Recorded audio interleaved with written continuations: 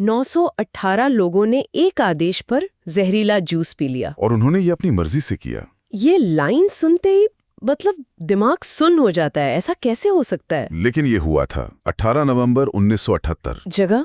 दक्षिण America, Guyana का एक बहुत दूर एक घना जंगल। और वहां एक ही दोपहर में 918 लोगों की मौत हो गई, पुरुष, महिलाएं, और उनमें 300 से ज्यादा बच्चे थे। 911 से पहले तक आधुनिक इतिहास में ये नागरिकों की सबसे बड़ी सामूहिक मौत थी। और ये सब सिर्फ एक आदमी के कहने पर हुआ, जिम जोन्स, जिसने लोगों को यकीन दिला दिया था कि वो भगवान है। आज हम इसी की तह तक जाएंगे।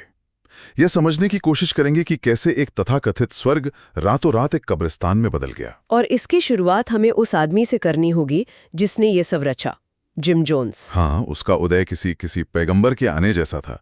उसके अनुयायियों के लिए तो वो सच में भगवान ही था। लेकिन भगवान बनने से पहले वो इंडियाना में 1931 में पैदा हुआ एक बच्चा था, और कहते हैं एक अजीब बच्चा। अजीब मतलब? उसके पड़ोसियों का तो यही कहना था। उसे धर्म और मौत से एक जुनून सा था। मैंने पढ़ा है कि वो मरे हुए जानवरों के लिए बाकायदा अंतिम संस्कार करता था। हाँ, लेकिन उसमें गजब का करिश्मा था। जब वो बोलता था तो लोग सुनते थे। और उसी करिश्मे का इस्तेमाल उसने 1950 के दशक में अपना चर्च पीपल्स टेम्पल शुरू करने के लिए किया। और उसका संदेश मतलब उस समय के अमेरिका के लिए बहुत ही क्रांतिकारी था। सोचिए, एक ऐसा देश जहां रंगभेद चरम पर है, वहां वो नस्लीय समानता, सामाजिक न्याय की बात कर रहा था। बिल्कुल। उसके चर्च में काले और गोरे लोग एक साथ बैठकर प्रार्थना करते थे। ये उस जमाने में अनसुनी बात थी। तो वो लोगों को वो दे रहा था जो समाज उन्हें नहीं दे रहा था, है ना? बराबरी, सम्मान। वो भूखों को खाना खिलाता, बेघरों को घर देता। हाँ, तो जाहिर है लोग उसे प्यार करने लगे, उसे पिता कहकर बुलाने लगे। लेकिन ये सिर्फ सामाजिक काम तक तो सीमित नहीं रहा होगा। नहीं, बिल्कुल नहीं। यहीं से चीजें बदलनी शुरू हुई। लोगों को विश्वास हो गया कि वो बीमारों को छूकर ठीक कर सकता है, वो भविष्य देख सकता है, यहाँ तक कि मरे हुओं को भी जिंदा कर सकता है। हाँ। बेशक ये सब मतलब सोची समझी धोखेबाजी थी, लेकिन लोगों ने विश्वास कर लिया। और जब आम लोग विश्वास करते हैं तो सत्ता में बैठे लोग भी ध्यान देने लगते हैं। और उन्होंने ध्यान दिया। 1970s के दशक तक पीपल्स टेम्पल के हजारों सदस्य थे। जोन्स बड़े बड़े राजनेताओं से मिल रहा था, टीवी पर आ रहा था। सैन फ्रांसिस्को के मेयर ने उसे सम्मानित किया, यहाँ तक कि तत्कालीन फर्स्ट लेडी रोजालिन कार्टर भी उसके प्रशंसक थीं। तो सवाल ये है, एक आदमी जो इतना सम्मानित था, जिसके इतने शक्तिशाली दोस्त थे, वो इतने लोगों को मौत के मुंह में कैसे ले जा सकता है? जरूर पर्दे के पीछे कुछ और चल रहा होगा। बिल्कुल। और यही इस कहानी का सबसे भयावह हिस्सा है। सार्वजनिक छवि के पीछे जोन्स का व्यामोह मतलब पैरानोया एक कैंसर की तरह फैल रहा था। वो अपने सबसे करीबी लोगों से कहने लगा था कि अमेरिकी सरकार उसके पीछे है, CIA उसे मारना चाहती है। हाँ, और कि दुनिया पर परमाणु युद्ध का खतरा मंडरा रहा है। तो उसने अपने ही लोगों के मन में डर भरना शुरू कर दिया। और यहीं हम पंथ के हेरफेर की पहली और सबसे जरूरी तरकीब देखते हैं, अलगाव, आइसोलेशन। उसने अपने अनुयायियों को यकीन दिलाया कि मंदिर के बाहर हर कोई उनका दुश्मन है, सरकार, मीडिया, यहाँ तक कि उनके अपने परिवार भी। एक हम बनाम वो की मानसिकता बना दी। और इस अलगाव को पूरा करने के लिए उसने 1977 में अपना मास्टर स्ट्रोक चला, जोन्सटाउन का विचार। पृथ्वी पर एक स्वर्ग, एक ऐसी जगह जहां कोई दुश्मन नहीं, कोई परमाणु युद्ध नहीं, सिर्फ हम होंगे। हाँ, गुयाना के घने जंगलों के बीच एक समाजवादी स्वर्ग। और 1000 से ज्यादा लोग अपना सब कुछ छोड़कर, हाँ, अपनी नौकरी, अपना घर, अपने रिश्तेदार, सब कुछ छोड़कर उसके साथ उस अनजान जंगल में चले गए। उन्हें लगा कि वो एक बेहतर दुनिया बनाने जा रहे हैं। एक सर्वाइवर 15 साल की सारा मूर ने बाद में बताया था कि शुरुआत में सब कुछ बहुत सुंदर लगा, जैसे वो सब मिलकर एक समुदाय बना रहे हैं, खेत, स्कूल, एक मेडिकल क्लिनिक। लेकिन ये स्वर्ग का सपना बहुत जल्द एक भयानक दुस्वप्न में बदल गया। वो स्वर्ग असल में एक लेबर कैंप था। लोगों से सुबह से लेकर देर रात तक चिलचिलाती गर्मी में खेतों में काम करवाया जाता था। और खाना ना के बराबर, बस थोड़ा सा चावल और ग्रेवी। बच्चे लगातार भूखे रहते थे। अगर हालात इतने खराब थे तो लोग वहां से चले क्यों नहीं गए? क्योंकि वो जा ही नहीं सकते थे। जोन्सटाउन के चारों ओर हथियारबंद गार्ड तैनात थे। बाहरी दुनिया से बचाने के लिए नहीं, बल्कि लोगों को अंदर रखने के लिए। किसी को बिना इजाजत के जोन्सटाउन छोड़ने की इजाजत नहीं थी। घर भेजे जाने वाले खतों को सेंसर किया जाता था और अगर कोई भागने की कोशिश करता तो उसे पकड़कर सबके सामने बुरी तरह पीटा जाता था। और शारीरिक नियंत्रण के साथ साथ मानसिक नियंत्रण भी था। जोन्स लोगों को सोने भी नहीं देता था। हाँ, वो व्हाइट नाइट्स। वो रात के बीच में लाउडस्पीकर पर चिल्लाकर सबको जगा देता था, ये कहकर कि दुश्मन हमला कर रहे हैं। ये तो मतलब टॉर्चर है। ये एक और तरकीब है, संपूर्ण थकावट, टोटल एग्जॉशन। जब आप किसी को शारीरिक और मानसिक रूप से पूरी तरह थका देते हैं, नींद की कमी, भूखमरी और लगातार डर, तो आप उनसे उनकी तर्क करने की क्षमता छीन लेते हैं। बिल्कुल, आप बस जीवित रहने के लिए आदेशों का पालन करते हैं। तो अब लोग पूरी तरह से कट चुके हैं, थके हुए हैं, डरे हुए हैं। इसके बाद क्या? इसके बाद जोन्स ने उन्हें मौत के लिए तैयार करना शुरू किया। उसने एक नया अनुष्ठान शुरू किया जिसे वो कहता था क्रांतिकारी आत्महत्या। रुको एक मिनट, आप कह रहे हैं कि उसने लोगों को आत्महत्या का अभ्यास करवाया? हाँ, ये पागलपन नहीं बल्कि एक बहुत सोची समझी मनोवैज्ञानिक कंडीशनिंग थी। इसे कहते हैं क्रमिक वृद्धि, ग्रेजुअल एस्केलेशन। वो कैसे काम करता था? व्हाइट नाइट्स के दौरान जोन्स सबको बताता कि वे सब मरने वाले हैं। जहर वाले तरल का एक बड़ा टब लाया जाता और सबको उसे पीने का नाटक करने के लिए मजबूर किया जाता, बच्चों को भी। हाँ, सबको।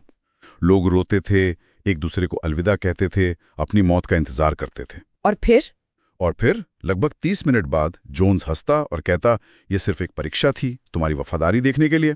उसने ये बार बार किया। बार बार वो मौत के विचार को सामान्य बना रहा था। जैसा कि सारा मूर ने कहा, हमने इतनी बार मरने का अभ्यास किया कि जब ये अंत में सच में हुआ तो कुछ लोगों को यकीन ही नहीं हुआ। तो वो उन्हें धीरे धीरे उस अंतिम क्षण के लिए तैयार कर रहा था जो बहुत जल्द आने वाला था। हाँ, अमेरिका में बैठे परिवार अपने रिश्तेदारों के लिए चिंतित हो रहे थे। उन्होंने कंसर्न्ड रिलेटिव्स नाम का एक समूह बनाया और सरकार से जांच की मांग की। और इसी मांग पर कैलिफोर्निया के एक कांग्रेसी लियो रयान ने खुद जाकर देखने का फैसला किया। ये एक बहुत साहसी कदम था। 17 नवंबर 1978 को रयान पत्रकारों और कुछ रिश्तेदारों के साथ जोन्सटाउन पहुंचे। और जोन्स ने उनके लिए एक शो तैयार किया होगा, है ना, ये दिखाने के लिए कि सब कितने खुश हैं। बिल्कुल, एक शानदार स्वागत, गाना बजाना, नाच, एक पूरी तरह से तैयार किया गया दिखावा। लेकिन सच्चाई ज्यादा देर तक छिप नहीं सकी। उसी रात वॉरेन गॉजनी नाम के एक युवक ने एक पत्रकार को चुपके से एक नोट थमाया। उस पर क्या लिखा था? सिर्फ इतना, प्लीज हमें यहां से बाहर निकालने में मदद करें। और अगली सुबह तक 1 दर्जन से ज्यादा लोगों ने रेयान से उनके साथ अमेरिका लौटने की भीख मांगी। ये जोन्स के लिए अंतिम तिनका था। उसका स्वर्ग, उसका नियंत्रण, उसकी दुनिया सब बिखर रही थी। उसने देख लिया कि खेल खत्म हो गया है। रेयान उन लोगों को अपने साथ ले जाने के लिए तैयार हो गया। वे सब पास की हवाई पट्टी पर गए। तभी जोन्स ने अपने हथियारबंद गार्डों को एक आदेश के साथ भेजा, किसी को जिंदा मत छोड़ना। शाम 4:20 पर जैसे ही समूह विमान में सवार हो रहा था, गोलियां चलने लगीं। कांग्रेसी लियो रायन को 20 से ज्यादा बार गोली मारी गई। 4 और लोग मारे गए। एनबीसी के एक कैमरामैन बॉब ब्राउन ने मरते हुए भी अपना कैमरा चालू रखा और उस हमले को रिकॉर्ड कर लिया। जोन्सटाउन में वापस जिम जोन्स जानता था कि अब सब खत्म हो गया है। उसने अपनी अंतिम योजनाओं को सक्रिय कर दिया। शाम 5 बजे लाउडस्पीकर पर उसकी आवाज गूंजी, सब लोग तुरंत मंडप में इकट्ठा हों। ये कोई ड्रिल नहीं है। 900 से ज्यादा लोग। हाँ, थके हुए, कुपोषित, डरे हुए लोग इकट्ठा हुए। राइफलों से लैस गार्डों ने भीड़ को घेर लिया ताकि कोई भाग न सके। जोन्स ने घोषणा की कि रायन मर चुका है और अमरीकी सेना उन्हें प्रताड़ित करने और मारने आ रही है। उसने कहा, गुलामी में जीने से बेहतर है सम्मान के साथ मरना। और फिर वो जहर तैयार किया गया। फ्लेवरेड पाउडर में साइनाइड और दर्द निवारक मिलाए गए। और फिर उसने जो आदेश दिया वो अकल्पनीय है। उसने माता पिता को पहले अपने बच्चों को आगे लाने का आदेश दिया। हे भगवान! तो ये तो शैतानी है। ये जोन्स का सबसे क्रूर मनोवैज्ञानिक दाव था। अपने बच्चों को अपनी आंखों के सामने मरते देखकर उन माता पिता के पास जीने की कोई वजह नहीं बची। उनका प्रतिरोध पूरी तरह से तोड़ दिया गया। और इस पूरी घटना की एक 45 मिनट की ऑडियो रिकॉर्डिंग मौजूद है। हाँ, जोन्स ने इसे रिकॉर्ड करने का आदेश दिया था।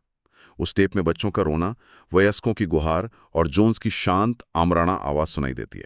वो लोगों से कह रहा है कि जल्दी करो और सम्मान के साथ मरो। उस टेप में एक महिला, क्रिस्टीन मिलर की आवाज भी है, जो हिम्मत करके खड़ी होती है और जोन से बहस करती है। वो कहती है, हम मरना नहीं चाहते, बच्चे जीना चाहते हैं। लेकिन भीड़ में दूसरे लोग उसे चुप करा देते हैं। कुछ ही मिनटों में वह भी मर चुकी थी।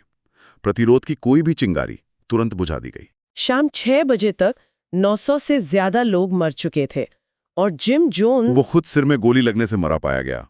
आज तक ये साफ नहीं है कि ये आत्महत्या थी या किसी ने उसे गोली मारी। अगली सुबह जब सैनिक वहां पहुंचे, उन्होंने जो देखा उसकी वे कल्पना भी नहीं कर सकते थे। हर तरफ लाशें थीं। लाशें एक दूसरे के ऊपर पड़ी थीं। कुल 918 शव। और यहीं से दुनिया की सबसे बड़ी गलतफहमियों में से एक पैदा हुई। लोगों ने इसे सामूहिक आत्महत्या कहा। लेकिन ये सच नहीं था। ऑटोप्सी से पता चला कि कई लोगों को, खासकर बच्चों और बुजुर्गों को, जबरदस्ती इंजेक्शन दिए गए थे। कई लाशों पर सुई के निशान थे। और हथियारबंद गार्डों ने पूरे इलाके को घेर रखा था। भागने का कोई रास्ता नहीं था। ये सामूहिक हत्या थी, जैसे आत्महत्या का चोला पहनाया गया। और इसी घटना से वो मशहूर मुहावरा निकला, ड्रिंकिंग द कूल-एड। हाँ, जिसका मतलब होता है आंख बंद करके किसी बात पर विश्वास कर लेना। लेकिन ये मुहावरा तो पूरी तरह से गलत है ना? ये न सिर्फ गलत है, बल्कि उन पीड़ितों के साथ एक क्रूर मजाक है। पहली बात, वो कूल-एड नहीं, फ्लेवर एड था। लेकिन ज्यादा जरूरी बात यह है कि ये मुहावरा उस धारणा को बल देता है कि ये एक स्वैच्छिक मूर्खतापूर्ण कार्य था। ये पीड़ितों को ही दोषी ठहराता है। बिल्कुल, जबकि सच ये है कि उन लोगों के पास कोई विकल्प नहीं था। सालों के मनोवैज्ञानिक हेरफेर, भुखमरी, डर और आखिर में बंदूक की नोक पर उनकी हत्या की गई थी। और यही बात इस कहानी को आज भी इतना प्रासंगिक बनाती है। जोन्स के अनुयायी मूर्ख नहीं थे। वो शिक्षक, नर्स, वकील थे। बुद्धिमान, आदर्शवादी लोग जो वास्तव में दुनिया को एक बेहतर जगह बनाना चाहते थे। जोन्सटाउन इसलिए हुआ क्योंकि एक करिश्माई व्यक्ति ने लोगों को अपनी आलोचनात्मक सोच, अपनी व्यक्तिगत स्वायत्ता को त्यागने के लिए मना लिया। और डरावनी बात यह है कि ये फिर से हो सकता है। पंथ आज भी मौजूद हैं, शायद अलग रूपों में। जिम जोन्स द्वारा इस्तेमाल की जाने वाली युक्तियां, अलगाव, हम बनाम वो की सोच, थकावट, डर, ये आज भी इस्तेमाल की जा रही हैं, चाहे वो NXVM जैसा कोई आधुनिक कल्ट हो या फिर जहरीले ऑनलाइन समुदाय जो लोगों को कट्टरपंथी विचारधाराओं की ओर खींचते हैं। चेतावनी के संकेत अक्सर एक जैसे होते हैं ना? हाँ, एक नेता जो पूर्ण निष्ठा की मांग करता है, सदस्यों को परिवार और दोस्तों से अलग करना, सवाल पूछने पर सजा देना। अंत में जॉन्सटाउन की कहानी हमें ये याद दिलाती है कि जिन लोगों की वहां मौत हुई वे हमसे अलग नहीं थे। वे इंसान थे जो एक बेहतर दुनिया की तलाश में थे। और यही इस कहानी को इतना भयानक बनाता है। जिम जोन्स ने अपने अनुयायियों से उनकी आलोचनात्मक सोच छीन ली थी। आज के डिजिटल युग में जहां प्रभावशाली व्यक्ति और ऑनलाइन समुदाय आसानी से अलगाव और हम बनाम वो की मानसिकता पैदा कर सकते हैं, ये सवाल उठता है, हम अपनी स्वतंत्र सोच की रक्षा कैसे करते हैं और हमें ये कब पता चलता है कि एक अच्छे उद्देश्य के लिए शुरू हुआ कोई समूह एक खतरनाक जाल बन गया है।